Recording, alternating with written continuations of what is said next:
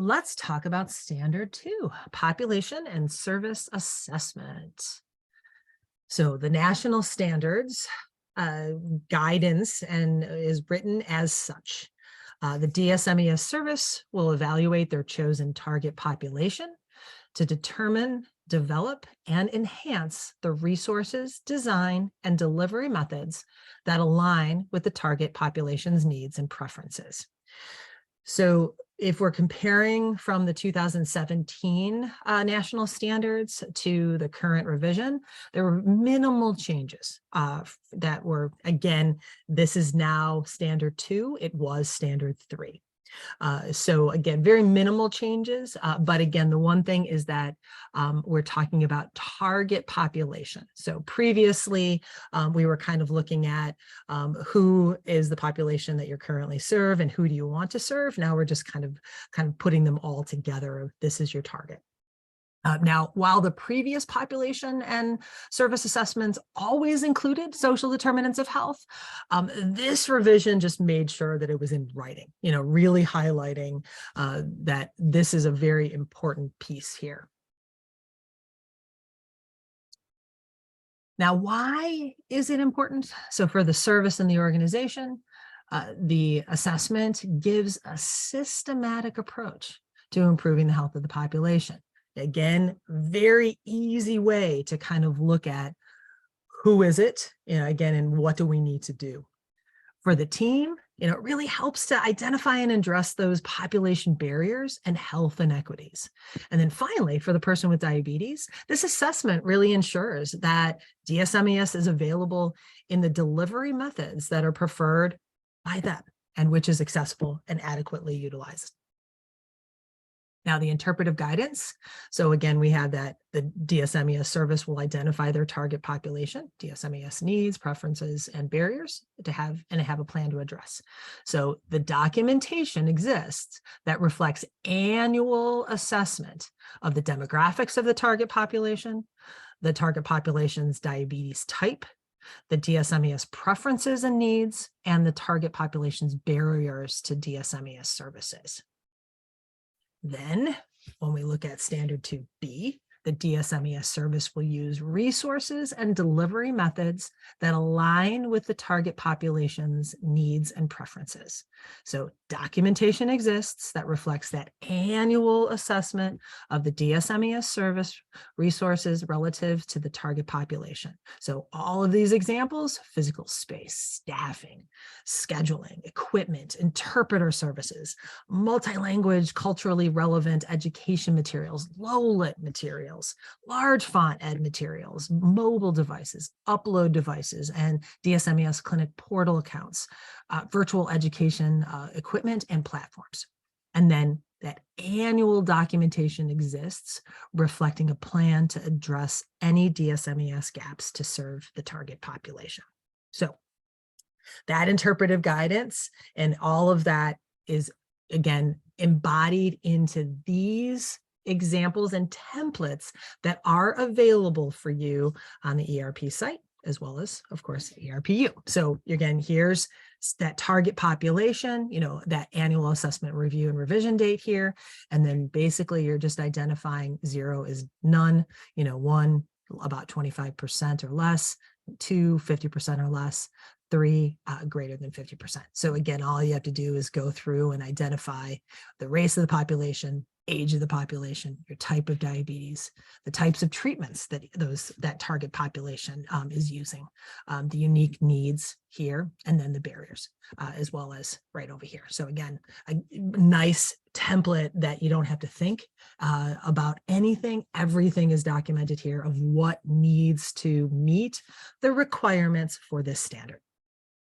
Next, the next part of this is, again, using that target population data and assess the design and resources. So again, the DSMES locations, hours, physical space, staffing, scheduling, equipment, that interpreter services, the ed materials, the cultural designs for ed materials, the low literacy, large print, electronic, ability to offer virtual or telehealth and remote monitoring resources, and then what the service's current resources and assets are, And then what are the plans to address the identified needs if there are gaps? So again, this template is perfect that you're not going to miss anything. It's all right here.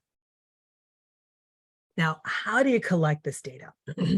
So again, remember, the target population is determined by you and the team. So again, remember, it's who you're already seeing and or who you wish to see. So again, there's not as much confusion as in the past, like, wait a minute, who's the target? Again, you get to choose, who this is. So you also have the ability to, again, use state, county data statistics, organization specific data statistics, again, your community health needs assessment. So again, it's called different things in every organization, but usually they kind of have some kind of health needs assessment. In fact, ours was just published for last year, just today. So again, certainly take a look in your organizations and they have some kind of community assessments. And you can also focus on your EMR data to aggregate the diabetes type, the ethnicity, medications. And definitely, again, Chronicle can help kind of further aggregate those fine details too. If you're using Chronicle, again, you're documenting all of those things when you're kind of inputting a new patient into the system.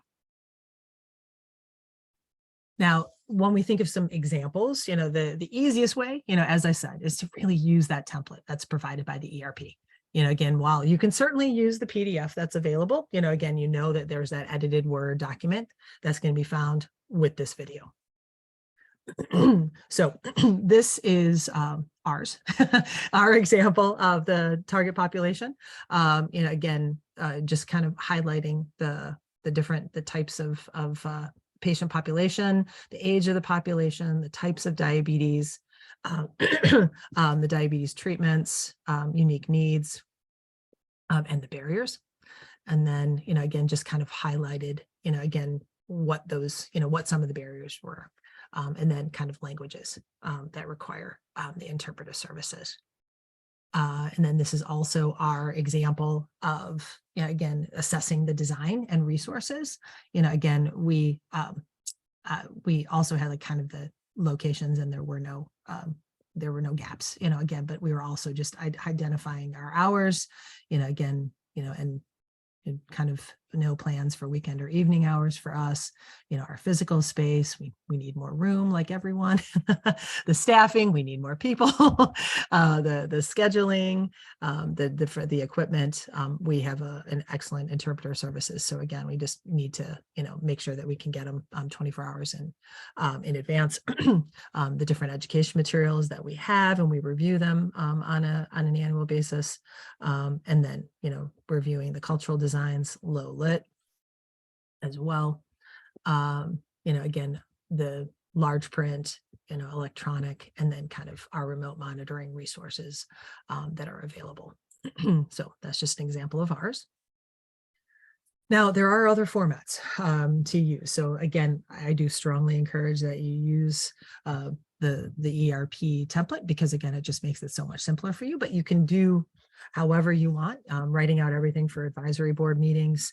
Again, reminder, as in watch standard one again, but again, annual meetings are not necessary. But again, if you wanted to continue kind of, those annual meetings, again, you can do those advisory board minutes. So here's just a narrative example of the target population. So just kind of covering that same information on that first page, just within a narrative. And then the same with the service needs and plans. So again, you can do it in narrative if you wanted to. But again, make sure that if you are doing a narrative, really kind of, are there gaps, and make sure that it kind of stands out a little bit of how are you going to be addressing those needs. And so, again, some final words, just want to recap everything that when we think of the population and service assessment, should be documented either monthly, quarterly, annually, or every 4 years. And the answer is annually. So again, make sure that you are assessing and documenting this on an annual basis. And with that, let's take a look at an example from another recognized program.